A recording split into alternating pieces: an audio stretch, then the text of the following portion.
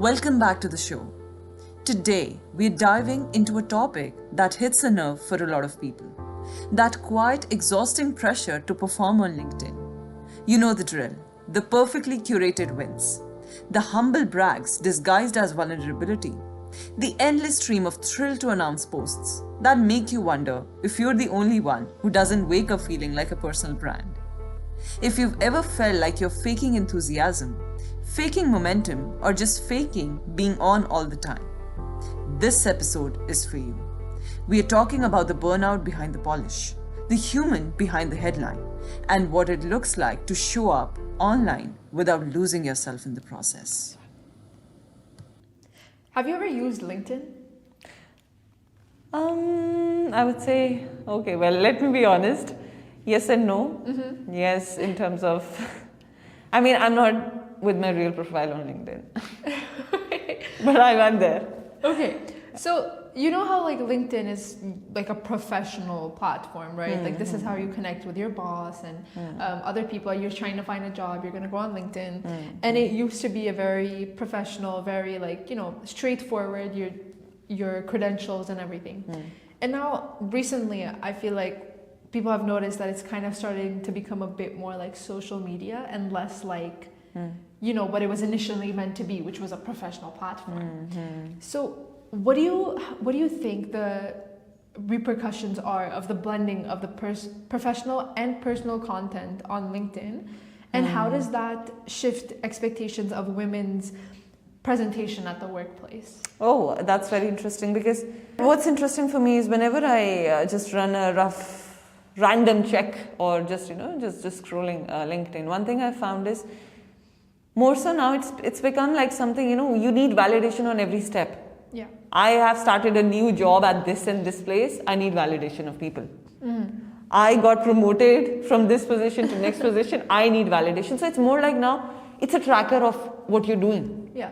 It's more of a public thing now and less of a private thing, because certain things to be celebrated needs to be kept to yourself. Like everything doesn't have to be out on the plate and to show people.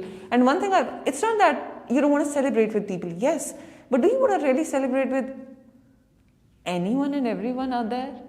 I mean, LinkedIn is a platform where you're supposed to put in your credentials. So it is, it's used to find jobs, right? So if you get a promotion and you put it there, more people will look at your profile. Okay. Now my simple question here is, do you think posting information about starting a new job, getting promoted, getting a 30% raise is something which will reflect your character, which will reflect the kind of person you are?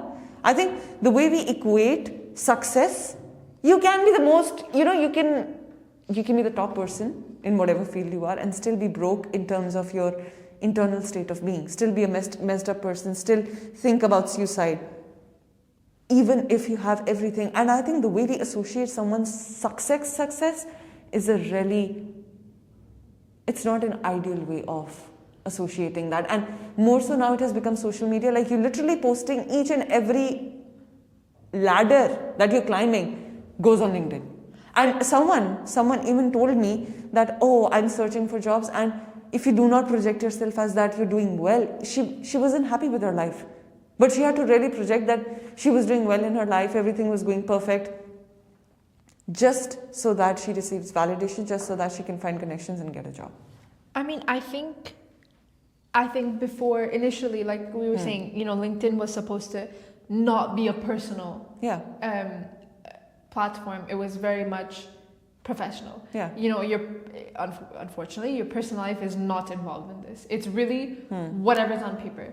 And now, because it's starting to morph into like Instagram or TikTok or whatever, now people are posting about their personal, not exactly personal, but it's becoming a bit more than just professional. Yeah. And that's where the problem comes in, because when you're applying for a job, you could be suicidal, but you might still get the job because you apply for it. Exactly. And then you projected a fake picture, and then you're sharing the pictures from your social gatherings or parties. Is that really professional? Is that something that you want to really share? That's my question. Is it really necessary to share? Typically, it would be parties that are being done at your company.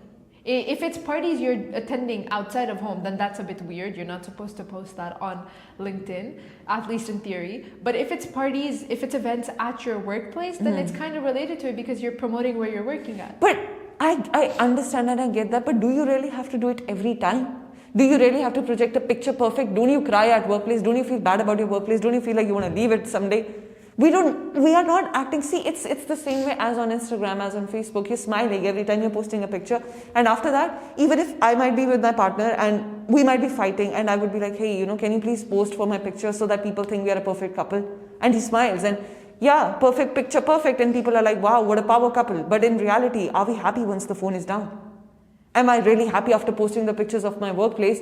Oh, I'm working in this brand new brand, this lovely brand of the world, the top-notch thing that I'm in such a high-stake company. And it's such a matter of proud. But after phone is, I really keep my phone away. Am I happy? I think with social media that's more common than it is with LinkedIn. However, I do know that there is some amount of expectations. If you are working at a company and you just started there, you're trying to get a raise, you're trying to do better, and if you're posting stuff on LinkedIn that promotes the image of the company, for sure it's gonna, your boss is gonna see that. But my question is deep down here, why are we trying to do that? Because that's how society works. See, it comes back to the same thing. Society works, society this, society that.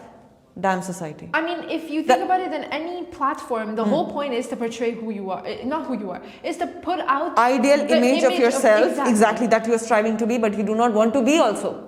Yes. You might not even want that in the first place, but you're just doing it for the heck of doing it because the society wants you. You want to fit in, blah, blah, blah stuff. Yes, but that's what exactly I'm saying. There is an irony in the society. It's very, very ironical. And when I say, I'm like, why do we have to? And for women, it even comes with more pressures because now they need a raise and they're going to portray themselves. Oh, I'm here, I'm there, I'm everywhere, I'm in this place, I'm in that place, I'm doing this, I'm having this job, I got a raise, this, I networked with this person, so I connected with that person. And see, please, everyone, see, give me attention.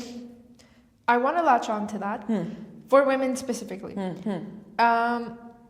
So, yeah, LinkedIn, again, I'm reiterating this because it has to do with the question. LinkedIn used to be a professional platform, typically. It didn't relate to personal information, right? Yeah. Like, it's not, oh, it's my birthday, so I'm posting. No, it was very much work-related. Do you think that this new integration of, personal life into LinkedIn, do you think that this causes tension for women specifically between their professional authority and then likability at work? And that is what we exactly need to think about. And in fact, part 2 is something which is going to delve deeper into this.